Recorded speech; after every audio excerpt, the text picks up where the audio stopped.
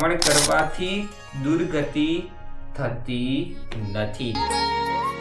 तो hello friends, तो welcome to new blog. तो नहीं कह सकते, तो फिलहाल तो हम लोग अभी शिव पुराण पढ़ने के लिए बैठ चुके हैं। हमारे संध्या वगैरह सब पूजा खत्म हो चुकी है फ्रेंड्स, और हम लोग अभी सावन के पहले दिन ही हम लोग अभी ये शिव पुराण पढ़ने वाले हैं।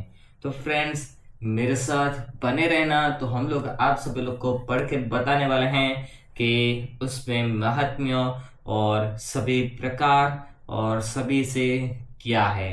तो हम लोग उसमें अभी पढ़ने वाले हैं, और क्या उसमें बताया गया है वो आप सभी लोग को हम लोग कहने वाले हैं। तो मिलते हैं आगे थोड़ी देर के बाद। मेरे को मिलना फ्रेंड्स, और इंतजार की घड़ियां खत्म थोड़ी देर में होने वाली हैं, और मेरे साथ बने रहना क्योंकि पूरा सावन का महीना और हम लोग अभी जाने वाले हैं। मेरे को अभी सर्दी भी हो चुकी है फ्रेंड्स, मेरे को अभी अच्छा नहीं है क्योंकि हम लोग अभी घूमने गए थे, इसीलिए कुछ बात नहीं। लेकिन हम लोग अभी आज सुबह मेरे को सोच आया, और हम लोग ने अभी आज सुबह ही सोचा, तो हम लोग अभी ये पूरा करने वाले हैं। तो देखते हैं कब तक पूरा हो पाएगा कि नहीं हो पाएगा। आप सब लोग का प्यार की वजह से पूरा तो हम लोग कर ही लेने वाले हैं। तो मिलते हैं फ्रेंड्स थोड़ी देर के बाद।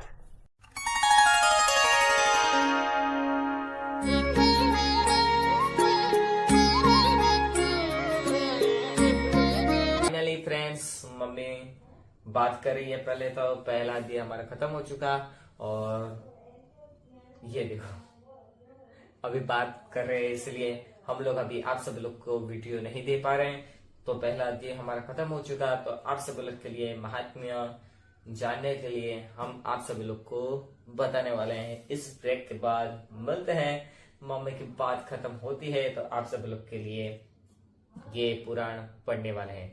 तो पुराण तो ऐसे पढ़ तो हमने लिया है, लेकिन जो मेन बातें हैं आप सब लोग को कहने वाले हैं। तो मिलते हैं आगे थोड़ी देर के बाद। तो हेलो फ्रेंड्स, तो हम लोग अभी ब्रेक खत्म करके मम्मी से थोड़ी बातचीत करके आ चुके हैं आप सभी लोग के लिए वीडियो लेकर। तो फ्रेंड्स हम लोग ने अभी शिव पुराण तो पढ़ लिया, लेकिन मेरे पास गुजराती में है, तो हम लोग आप सभी लोग को गुजराती में ही कहने वाले हैं और बोलने वाले हैं। तो मेरे साथ बने रहना।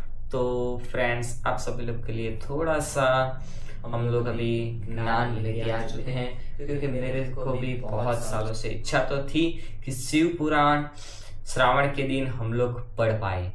तो फ्रेंड्स आज वो इच्छा खत्म, क्योंकि YouTube चैनल मैंने चालू किया तभी से लेकर मैंने बहुत ही दर्शन भगवान के किए, और आज मेरे को ये क्या मैंने सोच पाया कि आज सुबह ही मेरे को विचार आया था कि हम लोग अभी ये पुराण चालू करें, शिव पुराण। और शिव पुराण के माध्यम से आप सब लोग को दिखाने वाले हैं और पढ़वाने वाले हैं। तो फ्रेंड्स मेरे साथ बने रहना। तो चलिए शुरू करते हैं।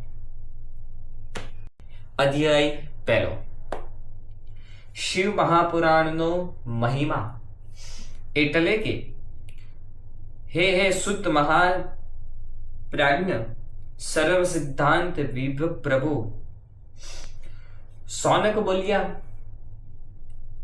हे सर्व सिद्धांतों ने जाननारा महाज्ञानी सुत, तमे मने पुराणों थी कथाओं नो सार कहो। ज्ञान वैराग्य सहित अद भक्ति थी वैराग्य केवी रीते વધે છે। સજ્જનોનો પોતાના માનસિક વિકારોને કેવી રીતે દૂર કરે છે। આ ઘોર કળિયુગમાં આસુરી ભાવને પામેલા જીવોને શુદ્ધ કરવાનો શ્રેષ્ઠ ઉપાય હોય તે કહો, તે મને કહો। એટલે ઘોર કળિયુગની અંદર આસુરી ભાવને પામેલા જીવોને શુદ્ધ કરવાનો શ્રેષ્ઠ ઉપાય હોય તે મને કહો। શ્રેષ્ઠ ઉપાય તો આપણે જાણી શકીએ કે સરસ મજાનો શ્રેષ્ઠ ઉપાય તો હોય છે જીવાત્મા શુદ્ધ થાય અને એવા પુરુષોને શિવની પ્રાપ્તિ થાય। સુત બોલ્યા, હે શૌનક, તમે ધન્ય છે કે તમને પુરાણો કથા શ્રવણ કરવાની વિશેષ પ્રીતિ અને લાલસા છે. હું સદબુદ્ધિથી વિચાર મહા ઉત્તમ શાસ્ત્ર વર્ણવું છું. હે વત્સ, આ શાસ્ત્ર સર્વ શાસ્ત્રોના સિદ્ધાંતો વાળું, ભક્તિ વગેરે વધારનારું, શિવને પ્રસન્ન કરનારું દિવ્ય રસાયણ રૂપ છે.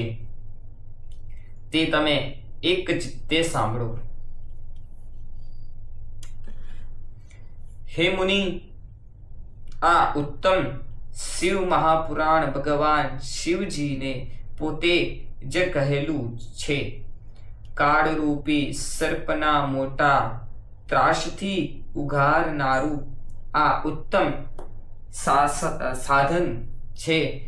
વ્યાસ ભગવાને પરમ આદરથી આ પુરાણોને ટૂંકમાં કહ્યું છે.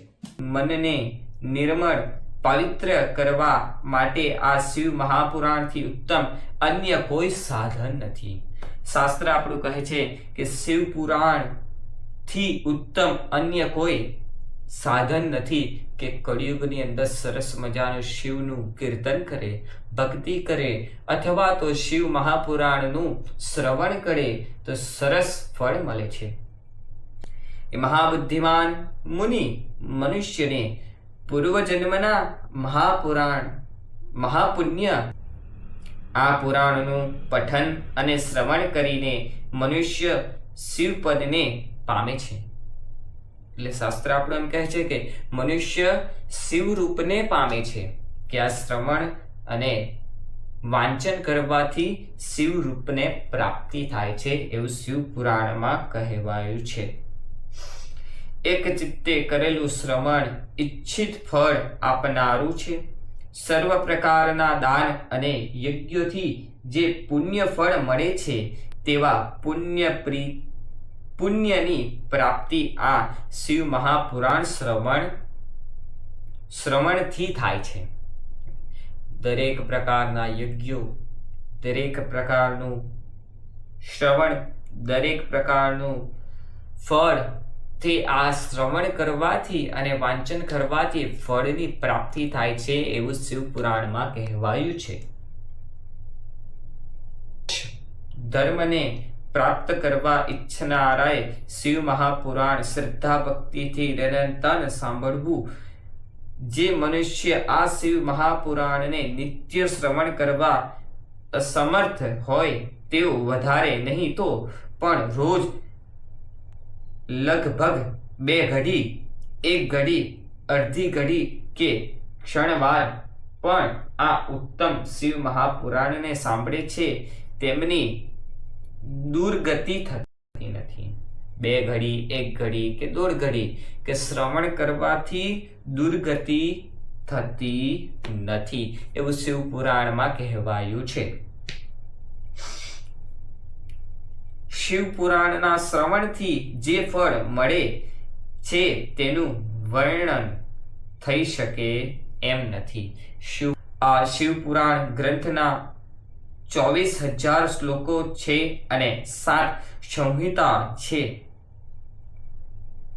તે સંહિતા વિશે આપણે પછી જ્ઞાન કરીશું કે 7 સંહિતા છે, તેના નામ પણ આમાં આપેલા છે, પણ આપણો વિડીયો લાંબો થાય છે, એના કરતા ટૂંકમાં હું તમને સમજાવું છું. એમ 7 સંહિતા આ દિવ્ય શિવ મહાપુરાણ બ્રહ્મતુલ્ય હોય. ધર્મ, અર્થ, કામ અને મોક્ષ રૂપ 4 પુરુષાર્થને આપનારા આ પવિત્ર શિવ પુરાણને નિત્ય પ્રીતિથી સાંભળવું અને તેનો પાઠ કરવું. ધર્મ, અર્થ, કામ અને મોક્ષ આ 4 પુરુષાર્થે આપના પવિત્ર શિવ પુરાણને નિત્ય પ્રીતિથી સાંભળવું અને તેનો પાઠ કરવો.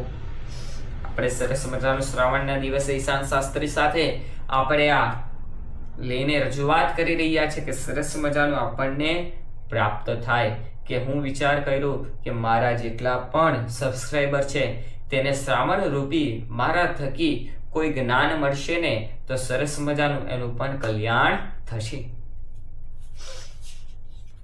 આપણે પુરાણોની અંદર આવી રીતે લખેલું છે,